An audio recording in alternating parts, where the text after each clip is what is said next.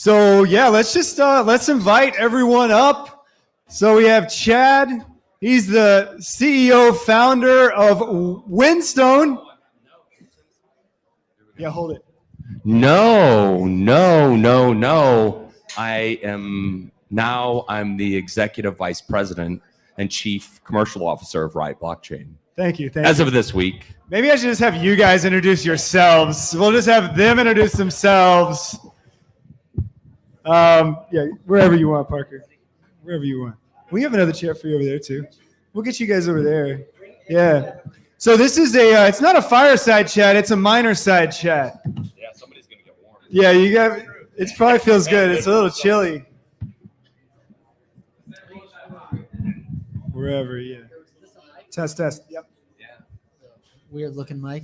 Yeah. Test. All right.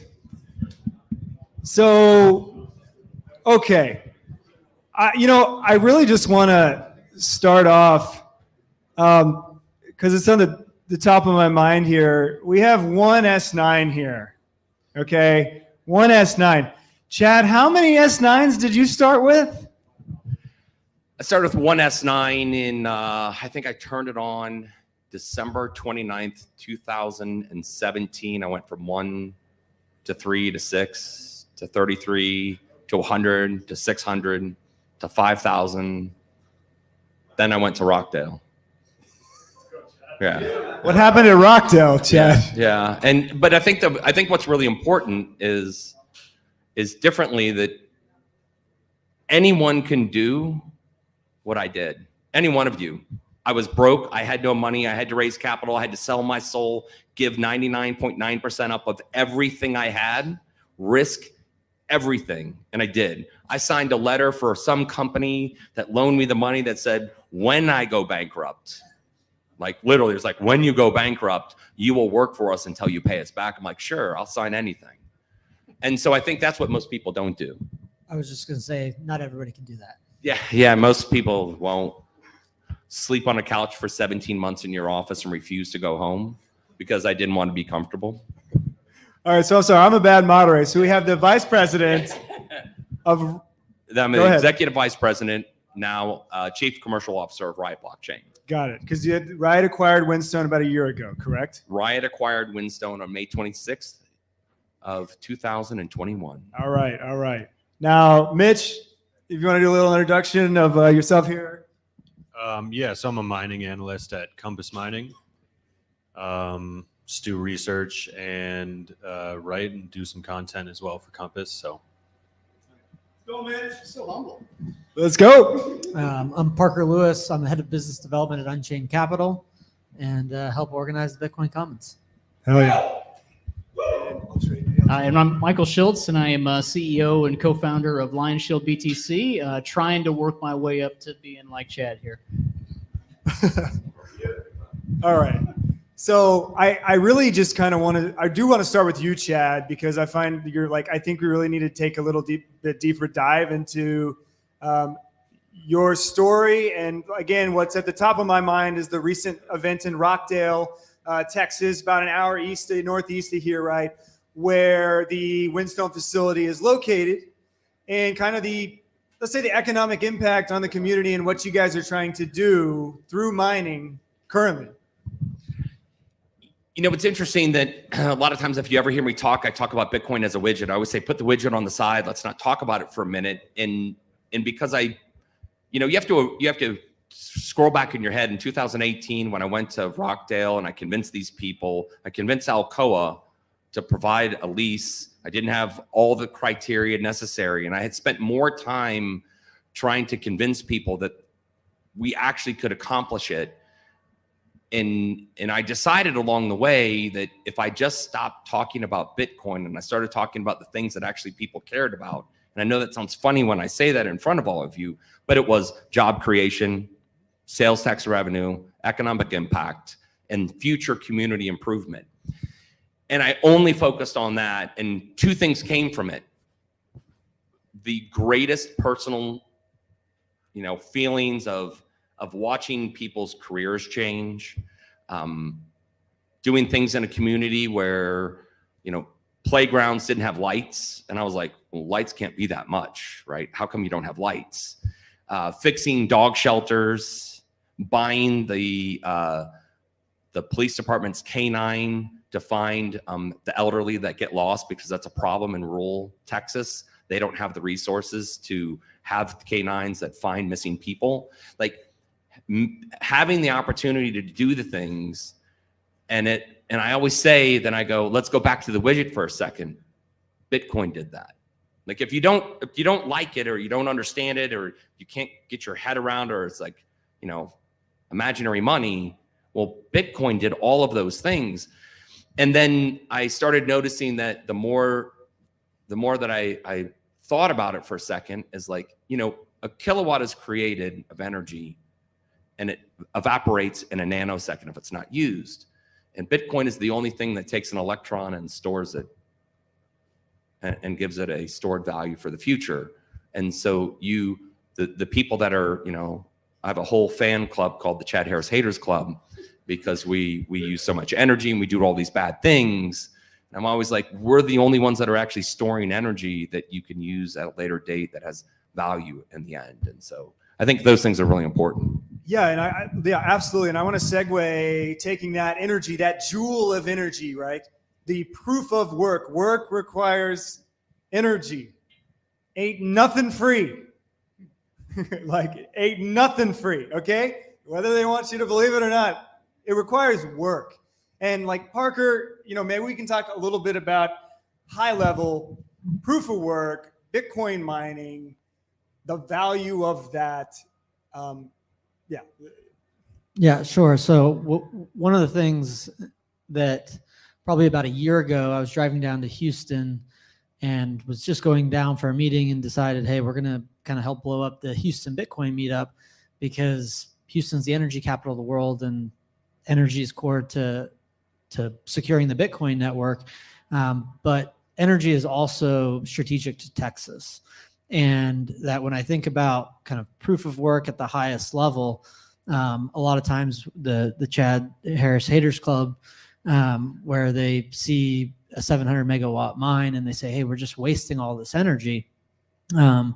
And you know, there's a certain cohort of people that will say, oh, actually Bitcoin's green. But more realistically, it's that people take money for granted and they take energy for granted. And that through the last 12 months of going down and helping host the Houston Bitcoin meetup and engaging more with the mining community, started to gain a much greater appreciation for just how complex energy is.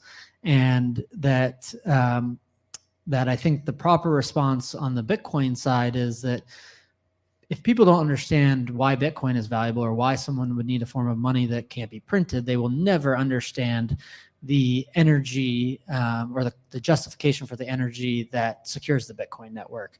But then if you go down to the level of producing energy, extracting natural resources out of the ground, converting it to power, that in itself is a very complex problem. We all take that for granted. So I think people on the Bitcoin side that start to understand Bitcoin as money, many people, I personally did, but probably most people in this room take it for granted how this room is powered. And that problem I started talking about, you know, as I was getting into this, about how Bitcoin can help stabilize the market. But then I started to appreciate that Bitcoin can actually help stabilize the grid. And that grid stability is actually a highly complex problem.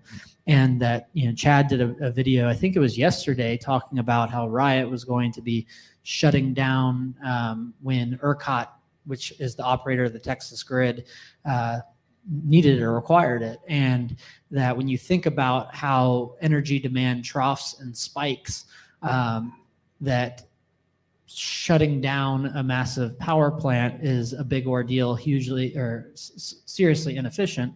And that if you have a firm like RIOT that can take 700 megawatts and growing on a 24/7 basis, that it's absorbing all excess energy and then being able to offload that where there are more acute needs, or as there are more acute needs. And so I think that the harmony, obviously, between Bitcoin and its energy component are obvious to the Bitcoin folks, but I think there still is not as great of an appreciation for just how large of a problem Bitcoin helps solve in the energy world.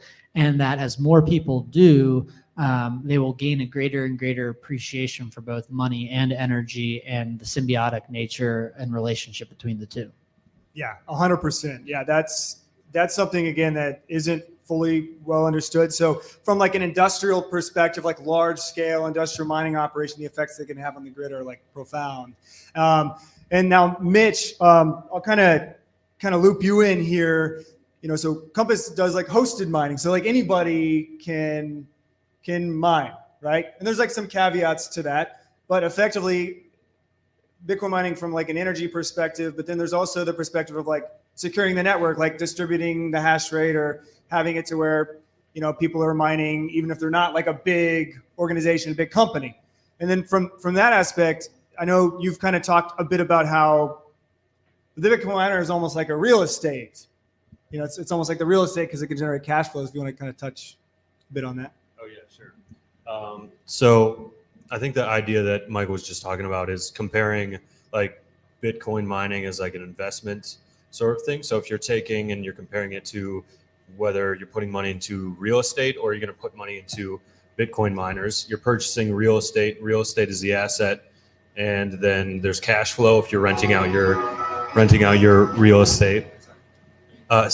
You're renting out your home, you get rent as a cash flow. So miner is like an asset in a way, but actually reduces over time. But it's still worth something at the end. And then as well, you have cash flow at the end. So you have cash flow, which is, so you have the cash flow, which is the Bitcoin coming out on the other end. So if you compare ROI, it's like ROI is a lot longer if you're going to be purchasing property and then, trying to get that ROI over time from rent compared to miners, where miners kind of ROI between, it depends on if it's a bull market or not, but maybe it's like 18 months, maybe it's 3 years.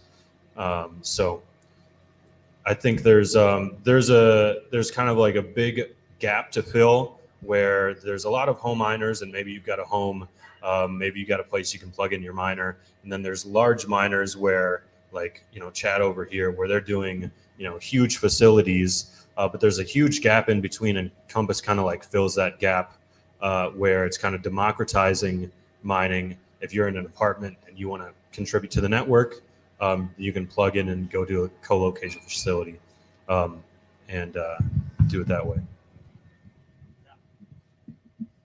Yeah, absolutely. And so again, we kind of have like the big, large scale industrial operations. We have some industrial operations where people are able to mine as individuals by co-locating their miners. And of course, like there's caveats to that. It's kind of like not your keys, not your coins, not your, miners, not your hash, like if you don't have physical possession. But there's a middle ground, and it's kind of like the Wild West, and it's all being figured out.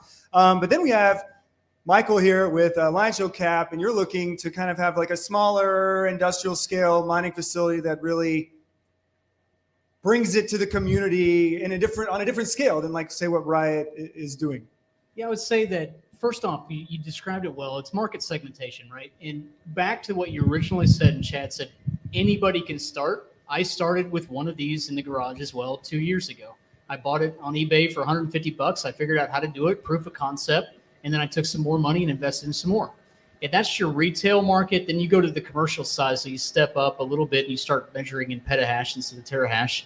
And then I partnered with Compass for some of that. I also host some here locally. So I stepped into the commercial market. Now I'm moving into the smaller industrial, not quite to the large industrial, the 100 megawatt plus, but we're looking at 3 to 5 megawatts with our with 3 to 5 containers full of water cooled miners. But what we're doing is taking a slightly different approach with the community. We really believe in the decentralized approach of Bitcoin and taking that in all aspects of life, and how we can revitalize small communities. So what I like to say is we're revitalizing Main Street America, and we're going to create localized Bitcoin economies powered by Bitcoin mining. I was inspired, my team was inspired by the story of Bitcoin Beach. And I think probably most people here know this, but for those of you that don't, Bitcoin Beach started with one man that was a surfer that went down there and just fell in love with the community. And he volunteered and wanted to bring up that economy. And then one gentleman that is anonymous and donated some Bitcoin to him as long as he would create a circular economy there. So we did it. This was in 2019 that they started it. Fast forward 2 years, in between there, you drive all of this Bitcoin tourism, people from all over the world wanting to come to see this fun experiment of what Bitcoin can do. Fast forward, Jack Mullers was there, is inspired to build Strike in El Salvador. And then you get Nayib Bukele inspired by all of that as well. So one community of 3,000 people with one man driving this to be able to build and influence 6 million people to be able to adopt Bitcoin in their everyday life. And what we want to do is take the exact same approach. And I think that anybody that's doing mining can do this and go to small communities and pockets and build these experimental economies to be able to get localized businesses to be able to adopt, and then be able to push some of the mining rewards back into the community to subsidize the usage of it and to be able to help education. Hell yes. Yeah, that is the story. It's bottom up, grassroots, doesn't have to be top down, and it can be very distributed. And, you know, Chad, I do kind of want to touch on now the GigaChad, a gigawatt, right? 1,000 megawatts. You guys are moving to, Courts of Canada. Correct. So we, continue on with our business model and business plan after the first 700 megawatts was constructed. Somebody made a snide comment one day. It was like, oh, well, you didn't build a gigawatt. So we went out and found a gigawatt, right? So instinctively, we found 265 acres, just 2.5 hours north of Rockdale, an hour south of Dallas at the Navarro Switch. And we were able to convince Mr. Redmond to sell us the land there after a while. And what's great is we're gonna prove our concept over again, differently, because of what we learned in Rockdale. We now, there's 204. I think there's 240 employees now in Rockdale. There's 450 plus contractors that work for us full time, and now we have a team. So there's a team going there next Tuesday. They're doing a sign up to do business with RIOT. They're doing sign up to receive charitable donations from RIOT, sign up to do work for RIOT. And it's like teams are coming in there now because now we know exactly, like, we figured out what the concept is, right? It's really simple. And now it's like, oh, we're going to go do this again. Oh, we're going to go do it again after this. Like it's simple. And because of the relationships that we've created with different vendors, and our supply chain, and then also we own our own electrical manufacturing company, we have been able to secure all of the parts we need for another gig and some change. I need something to do. Yeah, just a gig and some change. So that's Tuesday. A gig and like 300 megawatts or 500 megawatts. Or... Yeah. But it's also a lot of fun, right? This is probably the greatest time in my life. So it's just a blast. Like, this is a blast. I love this stuff. Yeah, if you guys haven't gone on a tour, you should. You seem to be good at this sort of stuff. Yeah. That's like the secret sauce, right? That's the secret sauce, that stuff back there. Like the work that goes into actually constructing these things and making sure it works properly? Actually, it's different. I think my value is that I convince people to do extraordinary things, and they have no idea they can do it. I just tell them every day, you are the greatest person that does this task. And then one day they start believing it. I was like, wow, that only took me 2 weeks. And then all of a sudden I'm like, what's the barrier? What's the problem? How would I answer that question? How would I make that decision? And then they just start doing it. I'm like, I'll always support you, even if it's the wrong one and it's a disaster. I'll never tell anybody. We'll sit behind closed doors and we'll solve it together.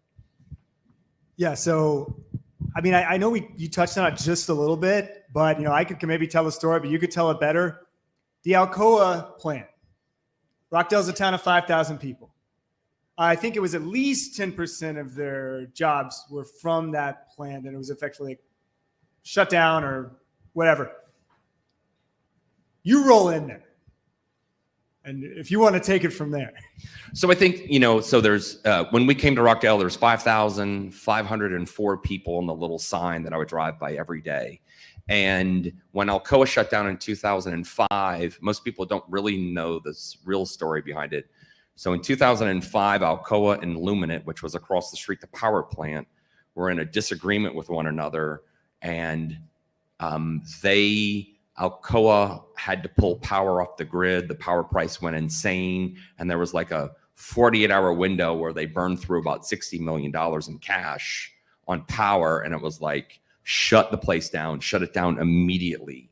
And there's actually you can go read about the lawsuit. It's actually pretty interesting between Luminant and Alcoa. Well, then ultimately Luminant closed, and so you had two companies in a small town in a county that only has 25,000 people that employed directly combined together, I think 3,300 people. And then of the secondary jobs, I think it was, maybe 30% of the entire population of that region. And they closed and went away like overnight and wrecked the entire town. And so when we show up, they're like, we had already had a barrier to cross because a company was there before us, one of the mining manufacturers, and they promised 400 jobs. They promised all these things, and they didn't do it. And so when we showed up, they're like, don't you dare say something you won't do. I was like, no problem. I was like, anytime I said I'm going to do the following, I'd make myself a note. I was like, I have to do that. If I don't do it, these people will never get anywhere. And so then we just slowly started, realizing that if we could get the tax abatement and the sales tax credits, it's cheaper. Now we're mining Bitcoin. There's the real sound of an S9. That's mining Bitcoin, by the way. That's why I can't have it in the garage anymore. That's what I'm saying. Like, that's mining Bitcoin. But instinctively, what happened is we determined that it was less expensive to hire people than to pay the taxes. So we were like, oh, well, we'll just donate constantly. Oh, we'll just hire more people. We'll keep hiring people. We keep hiring people. And if we don't have to pay the tax, we'll use the money that we'd pay the tax, put it to jobs. Those jobs will then create something much more valuable than that. And we do lots of third-party studies about what we've done in Rockdale, so we could replicate it again. And a 700 megawatt facility, when you build it and then you fill it with jobs, has a $700 million to $1 billion economic impact over 10 years, and that's like Bitcoin money. That's like real money. Like, it's real money. Like, there's a little restaurant in town when I first got there called the Piano Bar, and no, there's not a piano in it. Yes, it's a metal building, and it all needs new decor. And we would go in there because we always knew we could sit down and eat. Like, we would go from the office to there, then we lived in a barn for a while. And yeah, we lived in a barn, and like a real barn, not a bougie Instagram barn. So let's get this really clear. Like a real barn. Like, I opened my bedroom door and there was a tractor parked on the other side. 3 of us lived in this barn. But what was interesting is, like, now you have to ask for reservations. Like they have grown. Like, there's so much more business in Rockdale today. And it's because of Bitcoin, because there's, also bit deers out there. I mean, there's literally, it's awesome because it's the last place on earth you would think to go as Rockdale, Texas. Trust me. Oh, yes. So, okay. So I want to zoom in a little bit more. So you're focused on doing it at scale. You do it really well. There are opportunities where you go to a farm or a rancher that has a gas well on their property where they're just flaring gas. And there's massive opportunities there as well. I guess if you have any kind of thoughts on that, Parker. I mean, I know there's Great American Mining that goes around. I'll let you take it away. Yeah, I'll answer that, but I'm going to pivot back because I got a question for Chad. I think that, kind of for people that aren't as familiar with mining, Chad and RIOT are mining on the grid. That provides significant benefits to the grid for the reasons that I was describing before, because there's a number of producers that are putting power on the grid and they're pulling the power off the grid, and then they can basically shut down their use to alleviate where there are stresses in the grid. and in high demand periods like now when it's 100 degrees. There, are also ways to mine off grid. So on grid, kind of the same infrastructure that's providing us power is providing RIOT power, but then there's also companies like Giga who are building containers that are basically specifically built to house S9s, S19s, and you can just take that container, just like a shipping container, megawatt, put it on a well site, get a gen set or a generator. Giga makes generators, and actually convert natural gas right there on the well to generate power and mine Bitcoin and connect to a pool. That all the work is done on site, and that requires very little data transmission. That you're not moving a bunch of data back and forth. And so I think both on grid operators and off grid operators solve two different problems. On grid, I view it as solving a problem of delivering energy to mass markets, given the peaks and troughs of energy demand is a highly complex problem. And then on the other side, there's stranded energy. There's energy that would otherwise not be economical to build a pipeline to a power plant or to a processing plant to then generate into power via combined cycle turbine. And so, I view those as two problems. On the one hand, it's how do we distribute energy in a broad map to a lot of people that have that energy move significantly depending on how hot or cold it is. And on the other side, we just have energy that's out there that, there might be a well that's unfinished or that's capped that could otherwise be harvested. And so I view it as two different problems, and but two different problems that Bitcoin can solve. The question I wanted to come back to ask Chad is that, one of the reasons that I've gotten so interested in Bitcoin mining in the energy side is not only because it secures the Bitcoin network, but energy security is very important to us in the United States, in Texas, and there's going to be a fight over proof of work, I view. I saw something today, again, just a rumor that the Biden administration was working on, preparing not necessarily legislation, but some sort of order to try to rein in energy consumption that goes to Bitcoin mining. And it just so happens that the state of Texas will, in my view, be the most critical venue in the entire country to defend Bitcoin, because energy is strategic to the state of Texas. Energy is strategic to Bitcoin, therefore Bitcoin is strategic to the state of Texas. And one of the things that Chad told me, I don't know if it was a few weeks ago or a month ago when we talked, where he's like, you gotta focus on this. Like, I'll go in and be like, no, it's the sound money.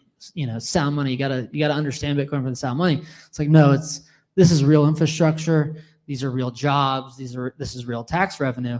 And the thing that I think is so great about Rockdale is not only is it an incredible case study in its own right, and that it's just getting started. The economic impact will just continue to emanate out of the center of this mine, and that they'll go replicate it, but that it provides the people at ERCOT, and then in terms of the grid stabilization, but then people in the legislature seeing the economic impact. Jeff Sessions, who is the U.S. House of Representative for that region, seeing what it's doing, and that connects with people in a legislature, the jobs, the tax revenue, the economic development, more so than Bitcoin is sound money. And so, what I wanted, Chad, you to describe, you guys organized a meetup out in Rockdale. Brett, who runs a fine establishment there, a barbecue place in Rockdale, had a meetup a few weeks ago. But I just wanted you to talk a little bit more about how you guys are engaging the local community around Bitcoin and the economic development, because I think it's both of those things, because you're going to go use it in Corsicana as well. But I believe that these two case studies, Rockdale and Corsicana, will be critical markers for the legislature to then, in a state versus federal, when the federal government wants to come in and say that the energy use of Bitcoin is bad, that it will be the Texas legislature and the Texas governance structure that helps protect Bitcoin. So I just love to hear kind of how you think about all the different things that you're doing to develop the community aspects of it beyond just the economic development. No, absolutely. Those are all really good points. You're very articulate in your thought process always, and I appreciate that. And I think some of the things that you point out is that, you know, you read the Biden thing and you're like, is it, you know, hot air? And then, you know, like, is it somebody just trying to grab onto a topic that people can, you know, get behind and hate, which of course they always can. But I think in Texas, it's a little bit different. A lot of people don't pay attention, but I don't know how many people in here realize that we're at 40.7% renewable energy in the grid now. I mean, like, there, you know, right? You can, every one of you can look it up. It's really simple. You Google ERCOT fact sheet, the month and the year, and you can read what the percentages are. And I think the reason why that's important is because every single person in this room has the opportunity to, I say, use that tool when, you know, because each one of us at some point in our lives come across somebody that argues that, you know, the case of, you know, you're killing the environment. And you're like, oh, actually, this is what's taking place. And so when you're able to convince these smaller rural counties, very similar to what you were making reference to, that, hey, this is actually really good for you.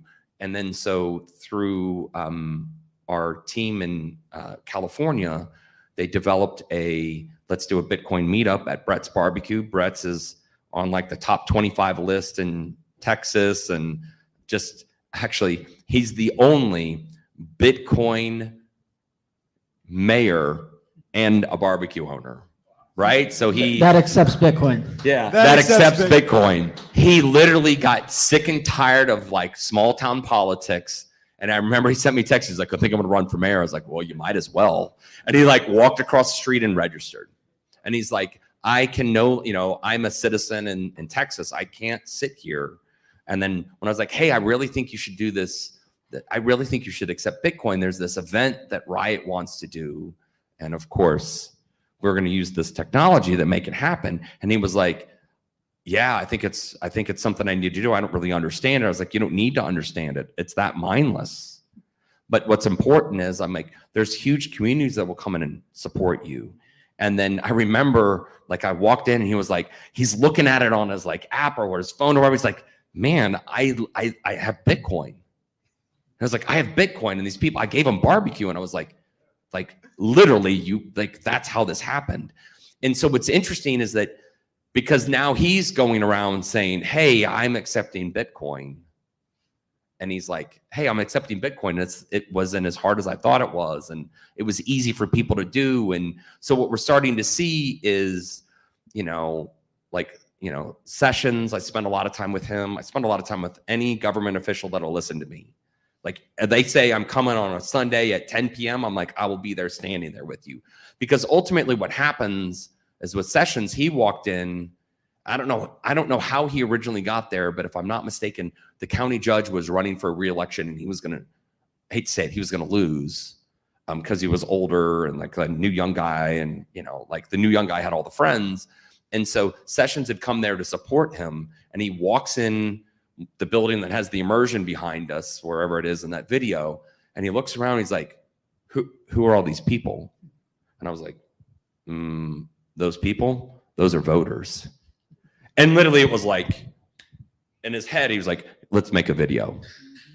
And that's when he realized, he was like, I'm like, oh, these are real jobs. And like, he started walking around, and, you know, there's like, oh, what did you do before? I was an auto mechanic. What are you doing now? They trained me how to like work on the miners. He's like, seriously? And there's like, yeah, let me show you. He's on his laptop, and he's like, and so that's what started happening, is that it became this infectious thing where people now are embracing it at a much faster rate than I believe a small community ever would. And now there's other businesses that want to take it. And so because they want to take it, it's a great opportunity to like prove why it's so valuable. And then the infrastructure side is an invaluable asset to the grid. And I'm getting text messages. There was an occurrence in the Encore transmission grid tonight when I got here. Well, that means that Encore had a problem. Our facility ran its problem for hours because they had things tripping and they had wrong frequencies set. But our facility, because we monitor it so closely, we were offloading power so those consumers in residential homes could keep their lights on. Encore owns the transmission. Encore. So if anybody doesn't know much about the power, right? So you see the big power lines, that's transmission. And then in that video that I made the other day, I talked about the 4 CP events, right? So June, July, August, and September, they ask you, the ERCOT and the transmission providers literally ask you to curtail your power every day. It's around 3 o'clock when it starts heating up, from 3 to about 6, 3 to 7. For that, you're rewarded by a less transmission cost for the year. So at scale, it's very, very, you want it, and it's 4/100ths of a cent, but you can do math. 4/100ths of a cent at big numbers is a lot of money, but they're rewarding you for turning your power off. And so our first year, we turned off 72 times for 254 hours. Those things are why it's easy for Bitcoin mining to have a good social presence, is because everybody realizes now you cannot be economically efficient unless you are participating in the 4 CPs, unless you're participating in demand response, controlled load response. All these ancillary services are so critical to running your business profitably, but it's more critical to the grid. I think May 31st had its peak power, highest peak power ever at 71.8 gigawatts in May, and it's never happened. And it's been a record almost every single day of energy usage, and it's because Texas has grown exponentially. And so they actually need what I call virtual power plants, people that within a click of a button can offload their power. Yeah, and if you think about a hospital can't just turn down. A Samsung plant can't just shut down. The economic value that's destroyed at a moment's notice, particularly in the middle of a day, that just can't happen, because the needs of most end energy demand, whether it's a consumer or for productive reasons, their demand for energy is acute. It's one small cog in a much larger process. And when you think about Bitcoin mining, you can think about individual miners, but the actual demand is the Bitcoin network. So it's one aggregate source of demand with a lot of distributed suppliers, such that if one shuts down in any part of the world, it doesn't screw up the overall functioning of the Bitcoin network. And that large scale and flexible nature of it, where it is a lot easier to not only shut down a Bitcoin mine than any other business in America, but it's also a lot easier to shut down a Bitcoin mine than it is a power plant. I think there's one more thing to say to that too. It's not just the flexibility, but because this Bitcoin mining infrastructure is being built, it's causing demand for more energy generation. Correct. And yeah, absolutely. Because we have that extra energy generation, we can turn it down and supply more and balance out the grid. And that's kind of what you call stabilizing the grid, right? I don't think I ever hear anybody talk about what that actually means and how much it actually drives, but it's extremely important. Yeah, absolutely. Yeah, and what I would say, I'm always about, look, this is kindergarten. You show, you tell, and you talk about it, but whenever it comes time to showing it, you guys are showing legislators. Pete Sessions, is that? Yeah, it's oh, this is real. Yeah, you've been shown. We've talked about it a hell of a lot, but once you see it, Brett's Barbecues, except Bitcoin. I have Bitcoin now. Whoa, he's walking around to all these people that weren't Bitcoiners, just people that he knows in town. And he's over here yeah, so now he's starting to evangelize. He's over here yeah, so Bitcoin is he's hey, Michael, what's that Satoshi thing you were telling me about with and I'm oh yeah, I got you. And 100 pennies in a dollar, 100 million Satoshis in a Bitcoin. And they tell two friends, and they tell two friends. Exactly. This is one of the key points I wanted to bring up tonight. Yeah. And I've got to credit Kyle Murphy on this one. We had a conversation a couple weeks ago, and he mentioned that he was in a debate about the value of Bitcoin. What is the true value of Bitcoin? And this other party that he was debating was it's all about the fundamentals, the fixed asset at 21 million, all the different talking points we talk about. He made the point, it's the community. It doesn't have any value unless the community adopts it. Now, I totally agree with him. However, I think it's the combination of both. But that community, the adoption, the increase in adoption is what's going to increase the valuation of Bitcoin over the long run. So everything that we're doing to be able to create that network effect one by one, Red's Barbecue, Caldwell, Kansas, where we're going to set up a localized Bitcoin economy, all of these different things and scaling out, that is going to create that network effect. And then we can go and do what Facebook, Twitter, all of the others did, where they proved the concept of the network effect creating value. Absolutely. And I think this is really, critically important too. I mean, you have like China goes, oh, hey, we're banning Bitcoin mining, right? Russia, like, oh, hey, because of the, I'm totally drawing a blank, but they're like, hey, yeah, you can't do business with Russia anymore, right? The sanctions. Boom, shut down all that stuff, right? One of the ways to prevent that from happening, and that, legislators just like driving into a brick wall, is like to show them, right? We can't always assume that they're just like malicious. They need to be shown. Like everybody needs to be shown, right?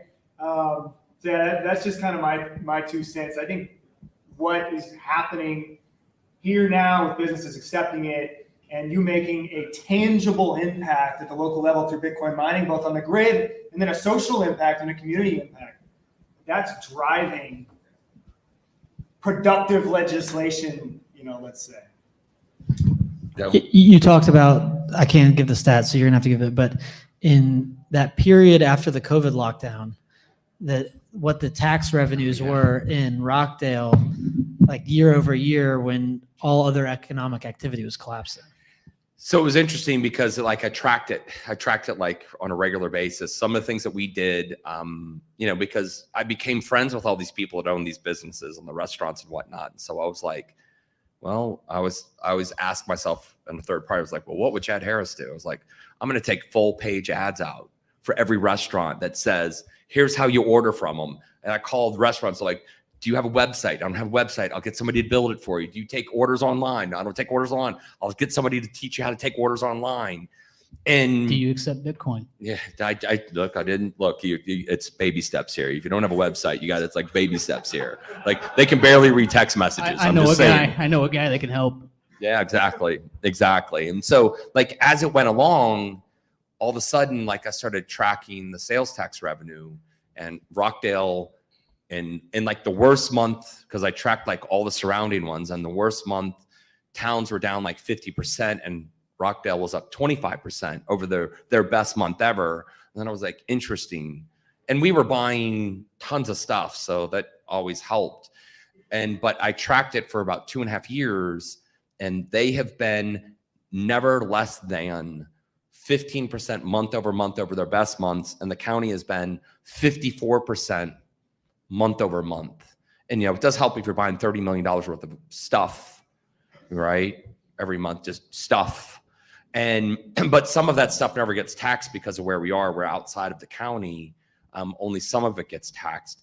But ultimately, they put new roads in, and any time that we had the opportunity, I think there's probably my most fun thing that I've done is I shoot fireworks off for the graduating seniors. I hire a full 4th of July team to come in, and that's worth watching. Yeah, and I think that there is that secondary effect where, Rockdale's a town of 5,000 people. Yeah.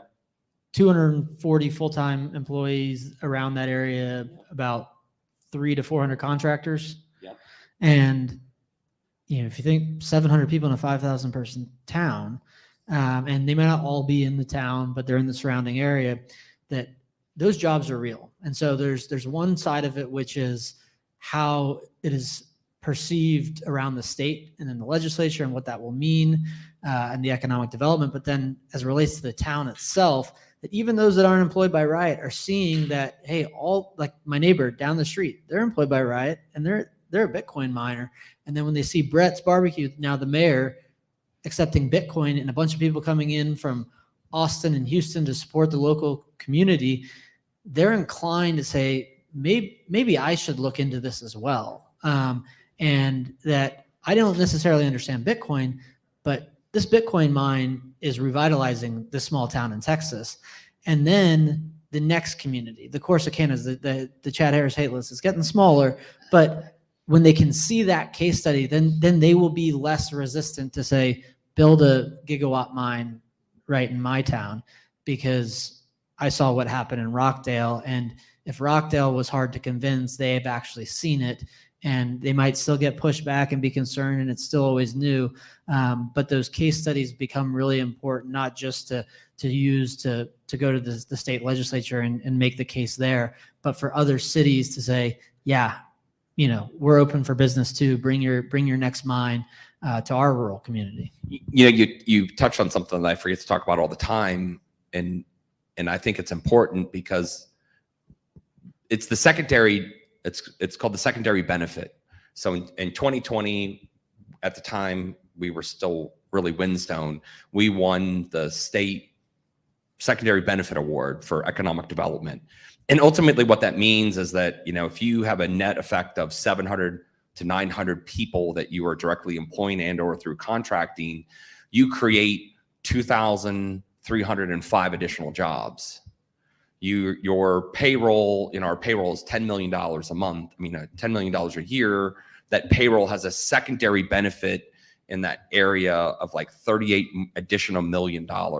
And those are the things that actually matter, and it's good paying jobs and healthcare and, 401ks and vacation. And, the stories of employees buying their first car, buying their first house, sending their kid to college for the first time. Like, I have hundreds of them, but I think ultimately, having the opportunity to come here and share these stories and hear like your input and, obviously what we need to do as a group is we need to be stewards in a community, and we need to figure out ways to communicate to people that is not adversarial. It's welcoming, and it's creating the opportunity for them to learn rather than, having a tone of like, oh, well, you just don't understand.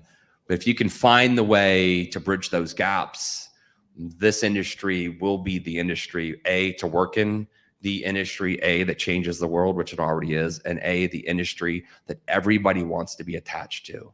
I see it. I close my eyes. I've told you numerous times, I close my eyes and I see it, and I see how to get there. And so we just have to be really good stewards so that we can take it along.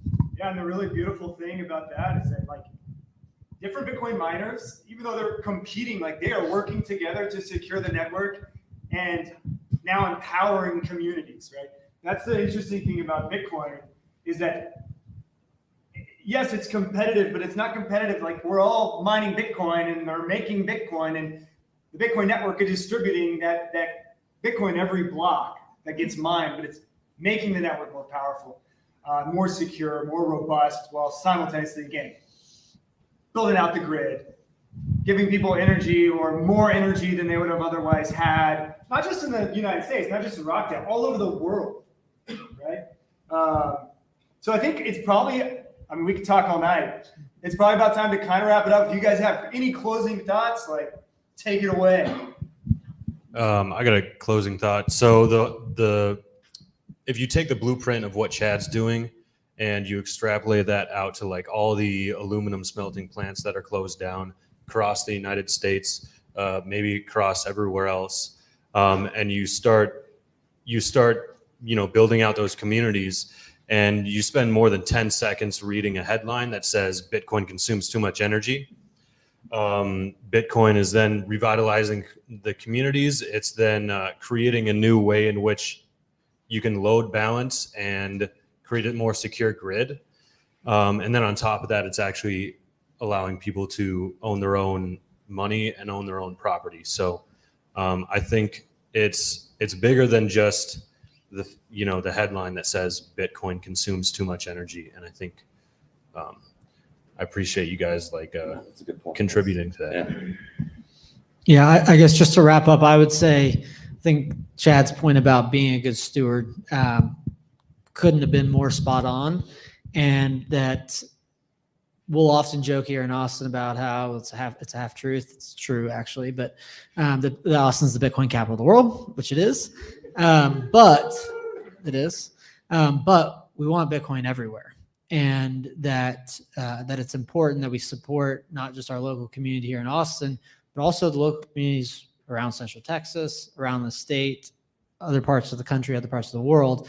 But the highest impact we can have here as living in Austin is around Central Texas and around the state. And so I believe, and I'll just leave with this, I believe the RIOT team is going to try to do the Brett's Barbecue meetup once a month. And I don't know if they're going to do a tour once a month, but maybe we can negotiate that too. But I would just say, come out and support that. Rockdale's only an hour away. It's a lot of fun getting outside the city, sitting under some pecan trees, eating barbecue, hanging out with Bitcoiners who come from Houston and Austin.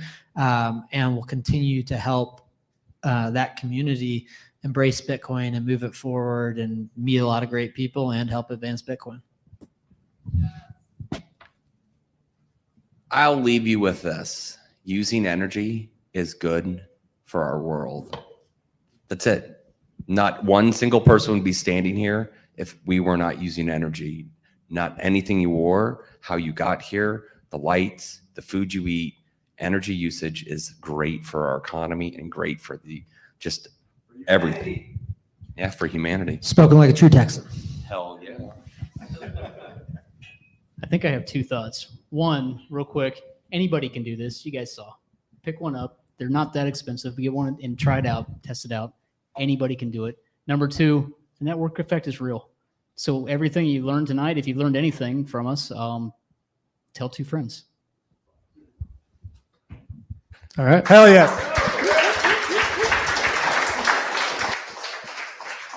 Thank you guys so much for, first of all, everyone for showing up here today. Thank the panelists. Another round of applause for them. This was awesome. This is being live streamed. I think we got 20,000 sats just donated. Super cool. We have several $100s over there with the raffle. Last call for that. So if you like what you've heard, if you want to get involved, get your hands dirty, roll up your sleeves, plug in one of these miners. Do it safely before you plug it in. Look up, consult with an electrician, whatever. Just look up some shit. But generally, these are fine. I got a quick announcement before we break. Okay, so everyone knows Bitcoin Plus is next week. There's going to be a hackathon here Thursday, Friday of next week, and then after the hackathon, so it's a Pleb Lab hackathon, and then after the hackathon, maybe partly coinciding with the announcement of the winners, we're going to have a happy hour here. Not for consensus, but for the Bitcoiners that are in Austin and all Bitcoiners that want to come. So just put that on your radar. And then the next day, we're going to do an event with Alex Gladstein here at the Bitcoin Commons. I believe 4 p.m. to 5:30 will be programming with an educator, an Afghani educator who is going to come in. I think Alex Gladstein is going to do a fireside chat, and then we'll have a Q&A. So that'll be from 4 to 5, and then Q&A from 5 to 5:30, and then we'll do a happy hour here on Saturday. So Friday, post-hackathon champion winner circle happy hour, or whatever we're going to call it, something other than happy hour. But and then the next day, we're going to do HRF event followed by cocktails. All right. And again, guys, last call on the raffle tickets. Also, next Thursday in Round Rock, there's going to be a Bitcoin meetup. Okay, so check it out. The small community ones are really awesome. Okay, so check it out. Oh, one more. One more Lightning Developers Meetup is here next Wednesday, too. Yes, come for that. And for everyone watching the stream, thank you so much.